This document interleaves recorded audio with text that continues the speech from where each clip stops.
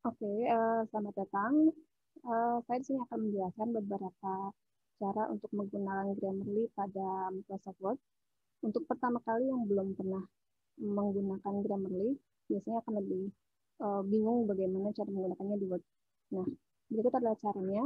Kita masuk ke Google, bisa diketikkan dengan kata kunci Grammarly for Word. Nanti kita klik MS Office Plugin. Ketika diklik akan muncul halaman Grammarly. Nah, halaman ini bisa diklik yang warna hijau ini, Get It for Windows. Setelah diklik, nanti dia akan otomatis mendownload plugin.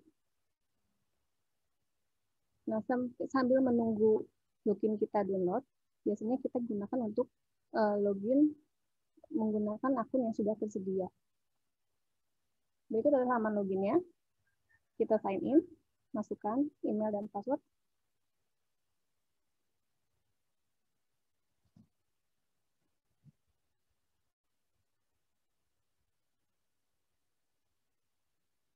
Lalu kita buka file Word yang akan kita gunakan untuk cek Grammarly-nya.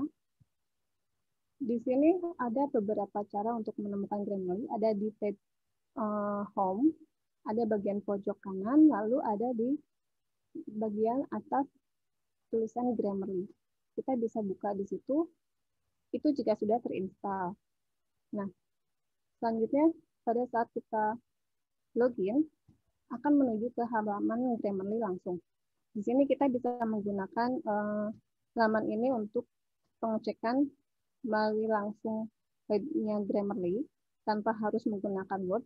Jadi kita bisa langsung mengetikkan di dokumen new atau bisa dengan cara mengcopy paste kalimat yang akan kita gunakan dengan menggunakan dokumen ini.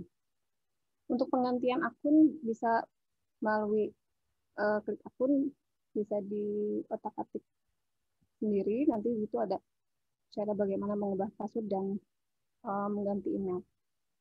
Lalu lanjut, setelah terdownload dan login terpasang di Word, kita bisa buka Open Grammarly. Nah, sebelumnya kita login dulu di sini.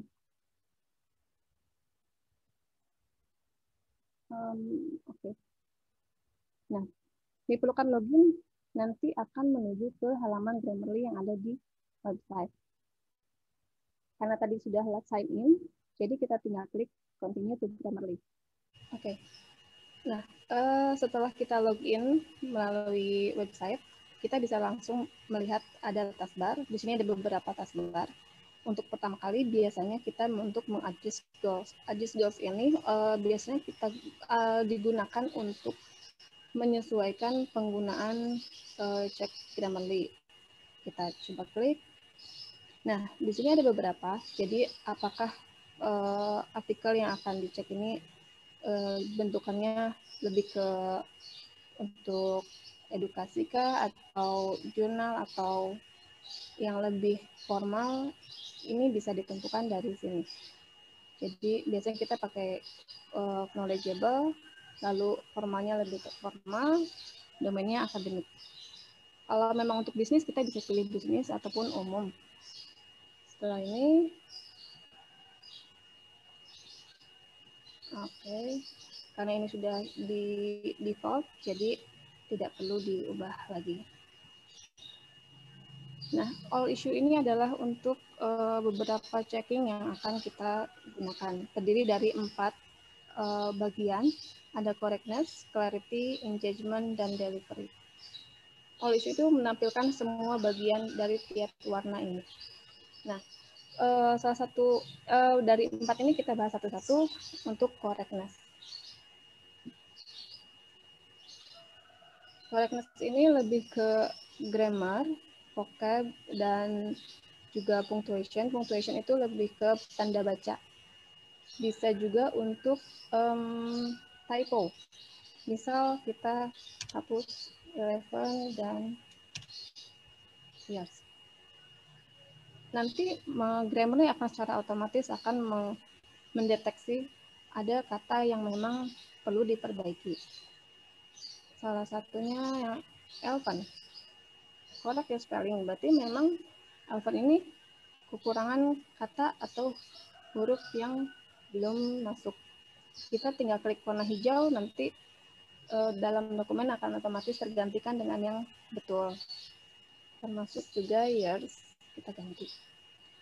Nah, untuk tanda baca seperti koma atau titik, dan biasanya ada beberapa yang kalimat perlu seharusnya menggunakan paragraf baru, tapi kita biasanya terlalu panjang sebagai kalimat. Ini akan muncul juga sebagai suggestion dari Grammarly. Untuk tanda baca ini lebih ke general, jadi secara internasional beberapa penggunaan koma sebelum dan digunakan lebih banyak untuk kata-kata tertentu. Di sini koma dan saya umur 11 tahun, misalnya seperti itu. Atau ibu saya adalah guru, lalu ayah saya adalah dosen. Itu dua kata, tetapi ada dannya, maka menggunakan koma. Selain itu, bisa juga sebagai penggunaan huruf kapital yang salah. Salah satunya Islamic. Di sini sudah dibetulkan, tapi ada yang kita lihat Arabic. Arabic ini terdeteksi oleh Grammarly harus menggunakan huruf kapital di huruf depan Arabic. Jadi bisa kita ganti. Saya kurang lebih seperti itu untuk correctness. Jadi memang biasanya lebih banyak dari yang elemen-elemen yang lain seperti clarity engagement, karena memang untuk grammar lebih banyak kesalahan biasanya. Lalu clarity. Clarity itu bagaimana tulisan kita dapat terbaca dengan jelas oleh pembaca. Jadi Grammarly akan mendeteksi apakah tulisan ini sudah lebih fokus atau lebih terbaca maksudnya apa atau tidak. Biasanya jika belum, maka akan ada suggestion dari Grammarly bagaimana sih penggunaan kata atau kalimat yang baik agar lebih into it gitu. Nah, di sini ada logo tempat sampah. Jadi jika kita mau ya udah ini biarin aja, kita menggunakan kalimat yang sudah kita buat karena menurut kita ini sudah cukup baik, kita bisa mengabaikannya dengan cara mengklik dismiss ini atau turn off suggestion like this. Jadi di kedepannya jika ada suggestion yang dengan kalimat atau bentuk yang sama, dia tidak akan muncul di kemudian hari. Lalu ada 3 titik di sini, ini berupa more. Jadi karena ini berupa passive voice, Grammarly akan memberikan suggestion seperti kita. Sebetulnya kalimat yang baik itu seperti apa? Di sini akan ada contohnya. Jadi bisa kita gunakan juga sebagai pembelajaran untuk menggunakan kalimat aktif dan pasif. Di correctness juga ada, sama. Ada bisa kita dismiss atau nah, missing comma seperti apa ini, kita bisa dicek mana yang betul, mana yang salah, bisa digunakan contohnya. Lalu ada engagement. Engagement itu keterkaitan antara kalimat, apakah kalimat ini masih berkaitan dengan satu sama lain atau tidak.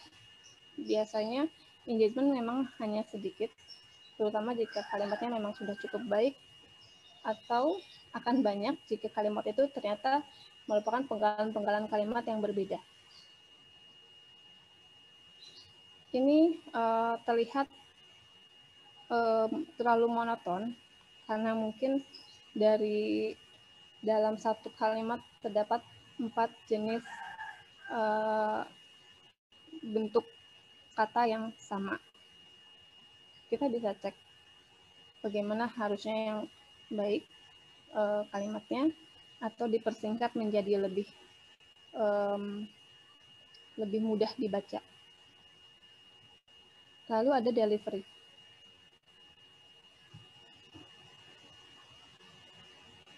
Delivery ini lebih ke penggunaan kata dalam suatu kalimat yang kita ajukan, misalnya karena tadi kita sudah mengadjust goals untuk dokumen formal, maka harusnya disesuaikan dengan bagaimana dokumen formal itu seharusnya.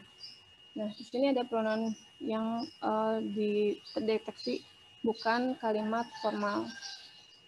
Jadi, karena banyak penggunaan my dan I, jadi dari Grammarly disugestikan untuk merubah kalimat tersebut menjadi lebih formal. Kalau bingung, kita bisa lihat di sini caranya bagaimana, apakah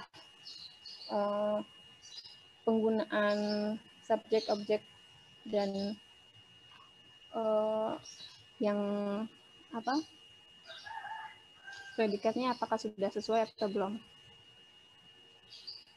Lalu ada deactivated suggestion. Nah, deactivated suggestion ini akan muncul ketika kita mengklik titik 3 ini atau mengklik